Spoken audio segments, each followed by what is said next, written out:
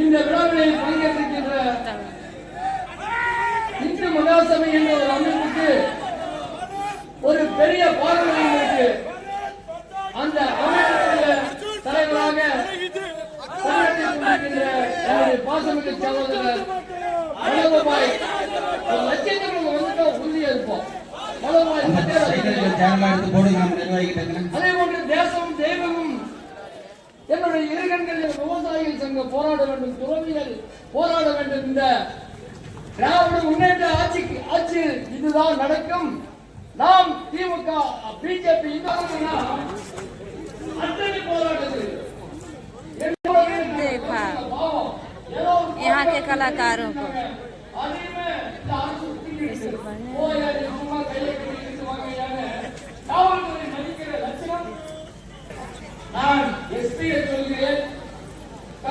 यहाँ साल देकर के यहाँ वालों वो किया जा रहा है, स्वागत किया जा रहा है। ये टाबिल है यहाँ की।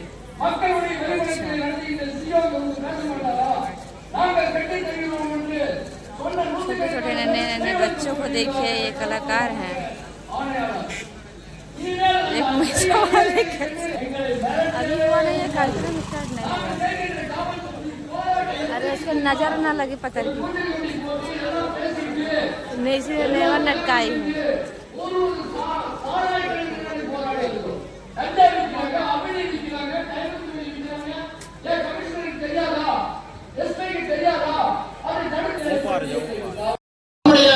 தலைவர் ஈஸ்வரன் மேடையிலே வந்திருக்கிறார்.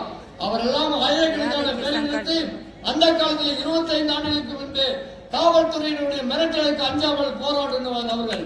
அப்படிப்பட்ட இந்த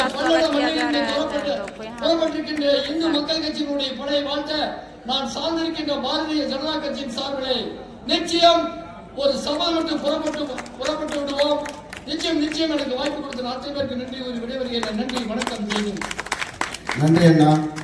இந்து சமத்துவ கட்சியின் கட்சி அண்ணாதிமுக நாம் அத்தனை பேரும் இதுக்காகத்தான் போராடுகின்றோம்.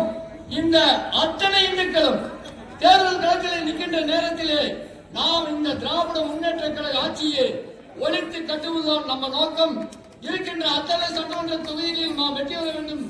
இன்றிலிருந்தே நாம் ஒருங்கிணைந்து போராட வேண்டும். எனக்கு இந்த வாய்ப்பினை தந்து அர்ஜுன் சம்பத்து நீண்ட காலம் இந்துக்களினுடைய முதல்வராக வாழ வேண்டும். அதற்கு நீலாய் நரசெல்வம் மேற்குவர் மேனானம் எல்லாம் சிவன் கொடுக்க வேண்டும் கோரி விடைபெறுகிறேன். நிச்சயம் இன்றிலிருந்து ஒரு சத்தியம் அளிக்கின்றோம்.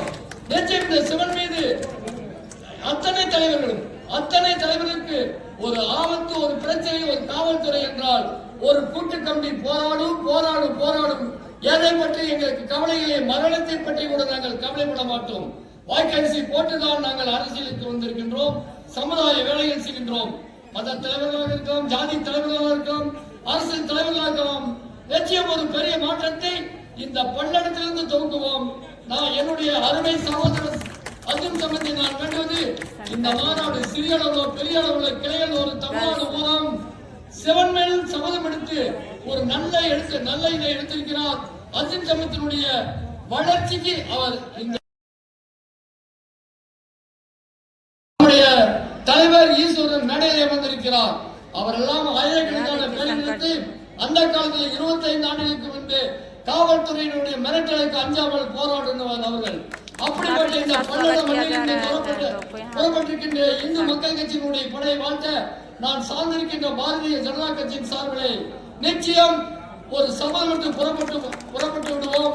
நிச்சயம் எனக்கு வாய்ப்பு கொடுத்த அத்தனை பேருக்கு நன்றி ஒரு விடைபெறுகிறேன். நன்றி, வணக்கம். நன்றி அண்ணா. இந்து சமத்துவ கட்சியின் கட்சி அண்ணாதிமுக நாம் அத்தனை பேரும் இதுக்காகத்தான் போராடுகின்றோம்.